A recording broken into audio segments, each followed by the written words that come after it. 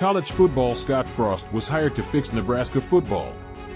Instead, he helped it reach new lows. Saturday's loss to Georgia Southern was the final chapter of Scott Frost's disappointing coaching tenure at Nebraska. On Sunday, Nebraska made Scott Frost a cautionary tale in college football coaching, the best proof yet that, no matter how spotless a hire might look, it can still flame out in spectacular fashion. That morning, Athletic Director Trev Alberts fired Frost at a cost of $15 million, viewing Frost's exit as so urgent that it was not worth it to wait until October 1st and save about $7 million. The night before, Frost's Cornhuskers had lost to Georgia Southern, a Sun Belt opponent coming off a 3-9 year. That dropped the Huskers to 1-2 on the year and 16-31 in Frost's 4 seasons and change. Less than a month ago, Frost looked poised to save his job by merely making a bowl in 2022, something he had not done in his first 4 years. With that possibility fading, the school did not waste time.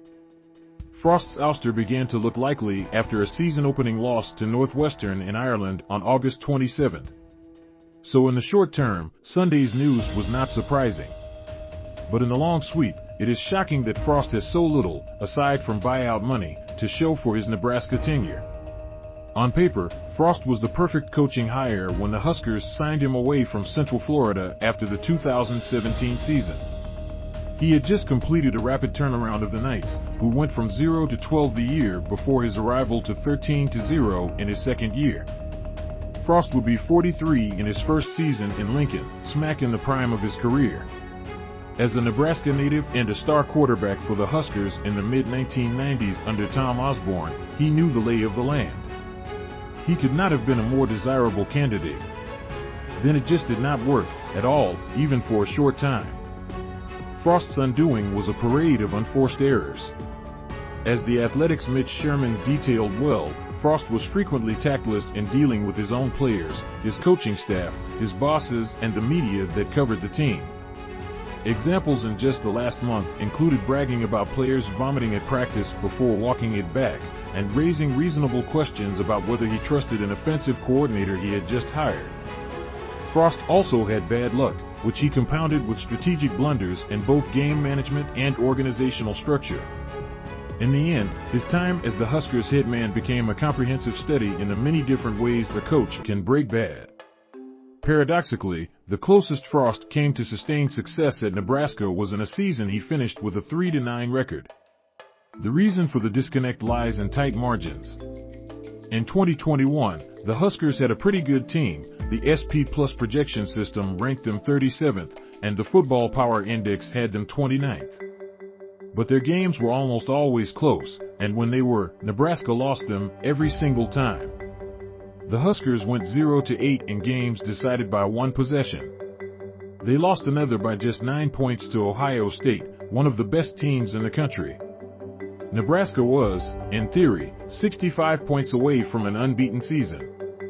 But if some bounces didn't go Frost's way, he created plenty of misfortune of his own.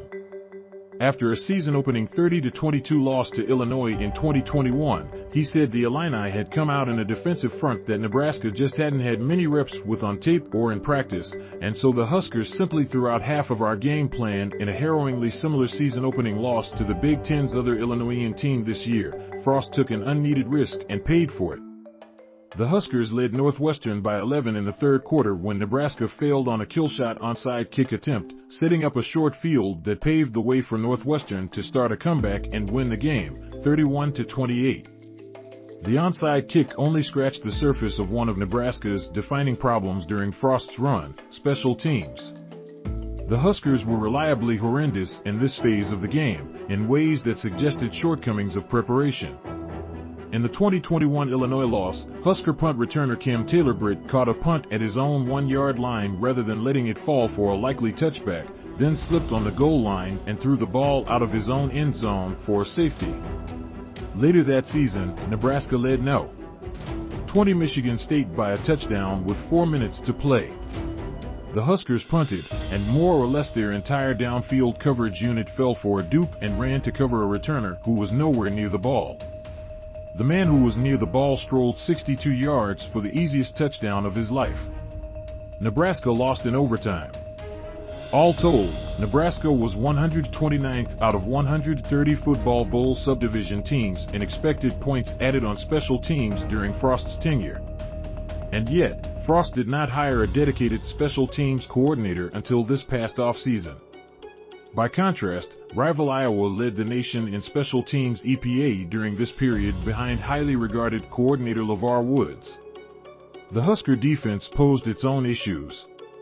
Nebraska made halting progress on that side of the ball over Frost's first 4 years, moving up and down but climbing from 95th in defensive EPA per game in 2018 to 39th in 2021.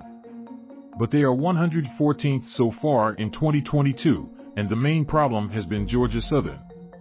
The Eagles, in their first month of games amid a generational offensive scheme change under new coach Clay Helton, teed off on the Nebraska defense. The Eagles didn't just score 45 points, they carved up the Huskers with astonishing ease. They averaged 61 yards per drive, the most of any FBS team last week, including those playing against football championship subdivision opponents. Nebraska's offense was almost as dominant in averaging 55 yards per drive, but 42 points weren't enough to win. The offense had its share of problems during Frost's time in charge, too. The quarterback for most of the Frost era was Adrian Martinez, who got to Lincoln when Frost did and started 4 consecutive years before transferring before this season to Kansas State. Martinez was 85th in FBS and ESPN's total QBR during those years, among QBs who threw at least 20 passes per team game. He could not, or Nebraska would not let him, make downfield passes, as his 8-yard average target depth ranked 156th. Frost never developed a QB who could elevate the offense on his own. In 2018, Frost casually asked a reporter if he thought Joe Burrow, then transferring from Ohio State, was better than what we got. Nebraska did not offer the eager Burrow a scholarship, and he went on to lead LSU to a national championship with one of the greatest passing seasons in college history. The Huskers had a few excellent offensive skill players under Frost. But arguably the best two, receivers J.D. Spielman and Wan'Dale Robinson, transferred out, Spielman to TCU in 2020, Robinson to Kentucky in 2021. Frost coached in the shadow of history. His former coach, Osborne, and Osborne's predecessor Bob Devaney spent the back half of the 20th century building Nebraska into a war machine, cultivating advantages in its facilities, strength training, offensive scheme, a devastating option attack, and walk-on program. From 1969 to 2001, Nebraska's 339-62-5 record was miles clear of anyone else in the sport. The program won 5 national titles, and Frost was a part of the last one in 1997.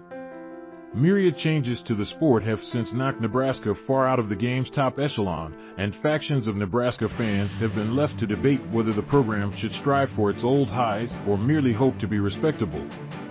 Whatever conclusion Nebraska might reach about its goals, though, Frost fell way short.